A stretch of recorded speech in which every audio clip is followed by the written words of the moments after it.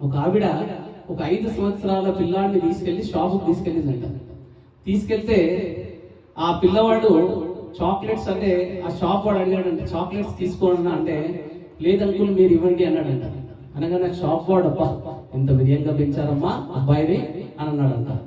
అనగానే వాళ్ళమ్మ వెళ్తూ ఉంటే దారిలో అడిగిందంట, ఏ నాన్న నిన్ను తీసుకోమన్నప్పుడు నువ్వు తీసుకోలేదేంటి, షాప్ వాడిని అడిగావేంటి అని అంటే, షాప్ అతన్నే ఇవ్వమని చెప్పి అడిగావేంటి అని అన్నాడంట.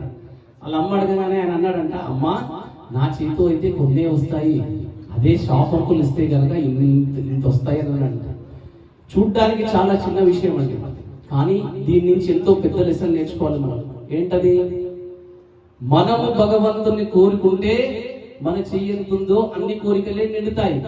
కానీ ఏ రోజైతే భగవంతుడా నీకు ఇష్టం వచ్చిన కోరిక నాకు తెలుసు, నాకు కావాల్సిన నీకు ఇష్టం వచ్చిన కోరిక ఇవ్వనప్పుడు బ్రహ్మాండంలో ఉన్నంత అంత నిండు ఉంటుంది భగవంతుడు చెయ్యి, అంత నిండుగా ఇస్తాడనమాట. అంత చిన్న పిల్లవాడి నుంచి మనం నేర్చుకోవాల్సిన అద్భుతమైన కథ ఇదనమాట.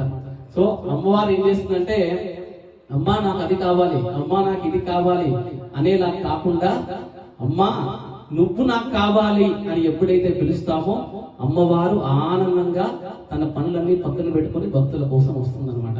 అలాగా పిలుద్దాం అందరం కూడా అమ్మవారిని.